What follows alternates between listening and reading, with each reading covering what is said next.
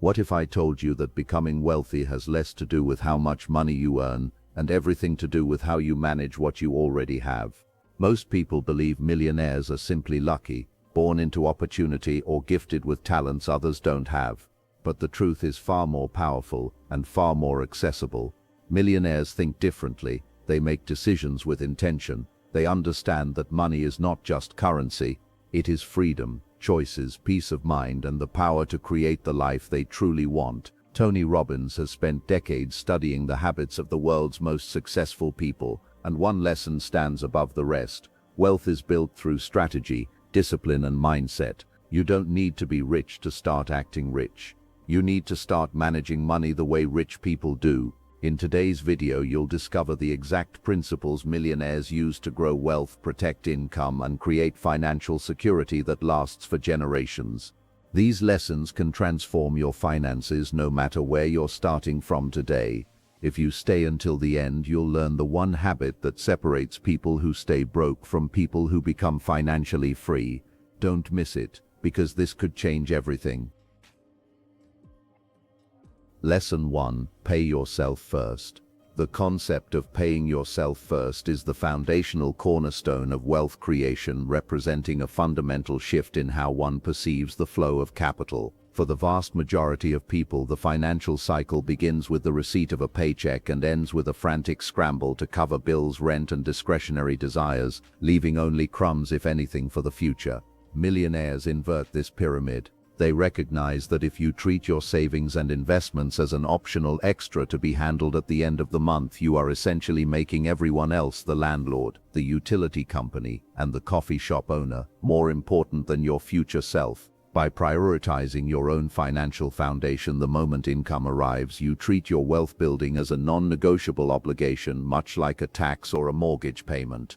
This strategy is not merely about the math of saving, it is a psychological hack designed to overcome the inherent human tendency toward immediate gratification. When money sits in a checking account, it exerts a subtle pressure to be spent. It feels like excess, leading to subconscious justifications for luxury purchases.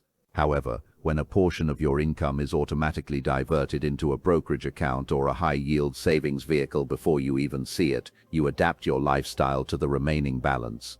This is known as forced scarcity, and it is remarkably effective. Humans are incredibly adaptive creatures. If you have $4,000 to spend in a month, you will find a way to spend it. If you automatically move $400 to an investment account and have $3,600 left, you will almost certainly find a way to live on that amount without a significant decline in your quality of life. The real magic of paying yourself first lies in the marriage of automation and consistency. In the modern era, there is no excuse for manual saving. Setting up an automated transfer ensures that your wealth grows in the background while you focus on your career, your family, and your life. This removes the decision fatigue that often leads to financial failure. You don't have to be brave or disciplined every single month. You only have to be disciplined once when you set up the system. This creates a silent, compounding engine of growth. Even if you start with a modest 10%, the habit itself is more valuable than the initial dollar amount. It builds the financial muscle necessary to manage larger sums later. Over a decade, that 10% doesn't just add up, it compounds, often becoming the very seed money for the business or real estate venture that eventually leads to total financial independence. Lesson 2. Control lifestyle inflation. Lifestyle inflation, often called lifestyle creep, is the silent killer of financial dreams. It is the phenomenon where a person's standard of living increases as their income rises, effectively keeping them on a treadmill where they are running faster but going nowhere. This is the primary reason why high earners such as doctors or lawyers can often find themselves living paycheck to paycheck despite pulling in six-figure salaries. As the salary increases, the needs miraculously expand to meet the new income. The modest apartment becomes a luxury condo, the reliable sedan becomes a German sports car, and the home-cooked meals become expensive dinners out. The tragedy of lifestyle inflation is that it provides a temporary spike in dopamine while permanently raising the break-even point of your life, making you more dependent on your job than ever before. Millionaires, particularly the millionaire next door types, understand that looking rich and being rich are often diametrically opposed. To be truly wealthy is to have the freedom to choose how you spend your time. To look rich is often to be enslaved to the high costs of maintaining a facade. Controlling lifestyle inflation requires a conscious ongoing audit of one's values versus one's ego. It means deciding that your long-term security is more important than the temporary validation that comes from an expensive watch or a designer handbag. When a raise or a bonus occurs, the wealthy individual views it as an opportunity to accelerate their timeline to freedom. Instead of increasing their monthly overhead, they direct the entirety of the extra money toward assets. They maintain their current standard of living while their net worth begins to skyrocket. This does not mean living in a state of perpetual deprivation or extreme frugality. It means being intentional. The goal is to live significantly below your means for a long enough period that your assets eventually generate enough passive income to pay for the luxuries you desire. This is the delayed gratification that separates the wealthy from the middle class. By capping your expenses while your income continues to climb, you widen the gap, the space between what you earn and what you spend. That gap is where wealth is born. If you can maintain the lifestyle of someone earning $50,000 while you are actually earning $100,000, you are effectively buying back years of your life every single month. True wealth is the silence of a paid-off mortgage and the peace of a robust investment portfolio, not the roar of an engine you can barely afford the insurance for. Lesson 3. Make money work for you. The fundamental difference between the working class and the wealthy lies in their relationship with labor. Most people are taught to trade their time for money. They sell their hours to an employer in exchange for a wage.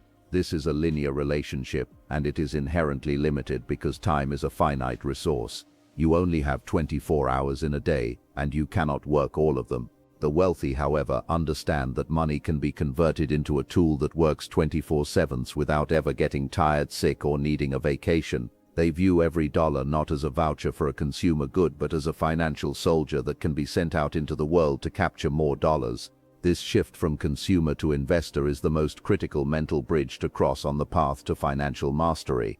Investing in assets, things that put money into your pocket, is the mechanism by which money works for you.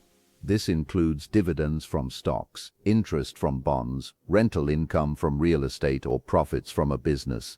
When you buy an asset, you are purchasing a slice of future cash flow. Over time, these assets begin to produce their own offspring. For example, when a stock pays a dividend and you reinvest that dividend to buy more shares, your money is literally reproducing. Eventually, the income generated by your assets can surpass the income generated by your labor. This is the point of critical mass, where work becomes optional. The average person asks, "What can I buy with this money?" while the wealthy person asks, "How can I deploy this capital so that it generates a return?" This philosophy requires a deep understanding of the difference between an asset and a liability. A car is a liability. It loses value the moment you drive it away and costs money to maintain. A rental property is an asset. It ideally provides monthly cash flow and appreciates in value over time. To make money work for you, you must be willing to sacrifice the stuff today for the cash flow tomorrow.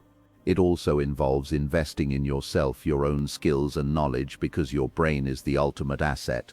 A new skill can increase your earning potential for the rest of your life, providing a return on investment that far outpaces the stock market. By viewing money as a productive tool rather than a spending medium, you shift from being a servant of capital to being its master, building a self-sustaining ecosystem of wealth.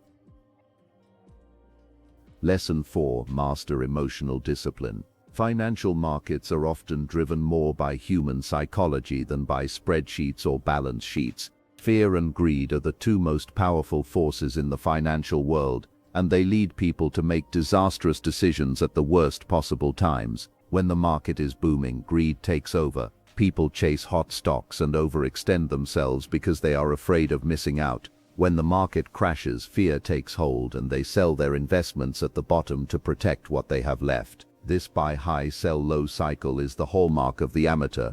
Millionaires succeed not because they are smarter at picking stocks, but because they have mastered the emotional discipline required to stay the course when everyone else is panicking.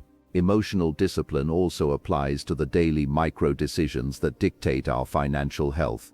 It is the ability to walk past a sale on electronics or clothing because it doesn't align with your long-term goals. It is the resilience to avoid keeping up with the Joneses when your neighbors buy a new boat. Impulsivity is the enemy of compounding. Every time you succumb to an emotional urge to spend, you are essentially stealing from your future self. Mastering your emotions means developing a cooling-off period for major purchases and having a written financial plan that you stick to regardless of the headlines. A disciplined investor views a market downturn not as a catastrophe but as a clearance sale where high-quality assets are available at a discount. Furthermore, debt is often an emotional trap. High-interest consumer debt is frequently the result of trying to solve an emotional problem, loneliness, insecurity, or boredom with a physical purchase.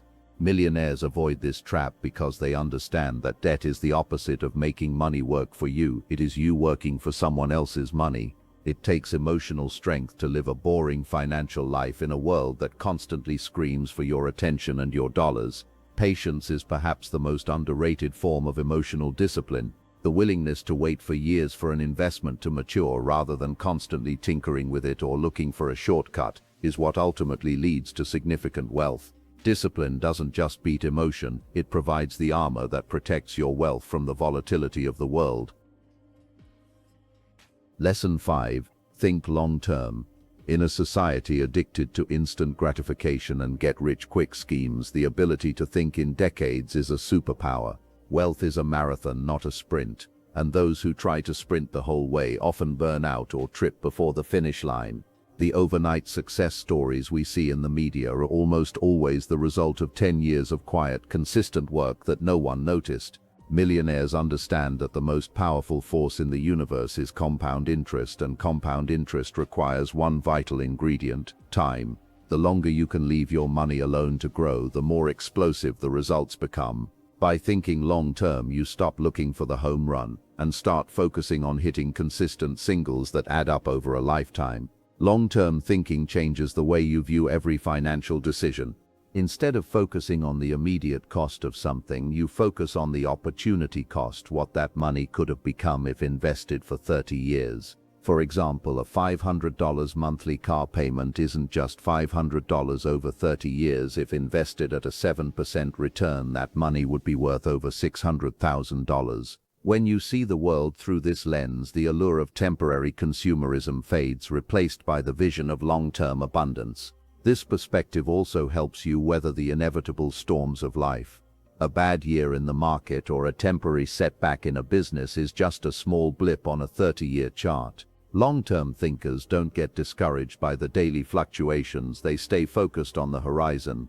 Finally, thinking long-term means building systems and legacies rather than just accumulating a pile of cash. It means investing in your health, your relationships, and your education, knowing that these things will pay dividends for the rest of your life. It involves generational thinking, considering how your choices today will impact your children and grandchildren.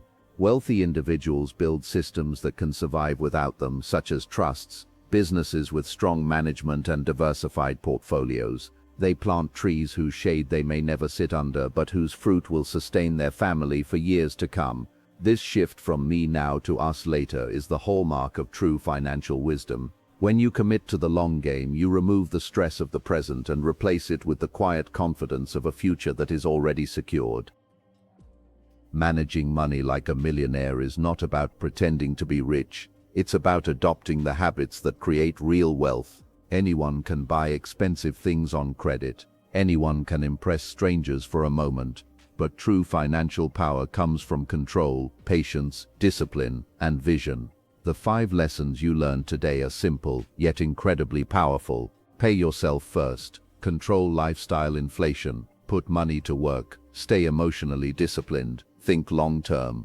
These are the habits that separate people who struggle forever from people who create lasting freedom. Remember this: wealth is not a number in your bank account. Wealth is the ability to live life on your own terms. It is having options when others feel trapped. It is sleeping peacefully knowing your future is secure. You do not need to wait until you earn more money to begin. Start with what you have right now. One better decision today can lead to a completely different future tomorrow. Tony Robbins teaches that where focus goes, energy flows. So focus now on becoming the manager of your money instead of its servant. If this message inspired you, take action immediately, because someday you'll wish you had started today, and today is still in your hands.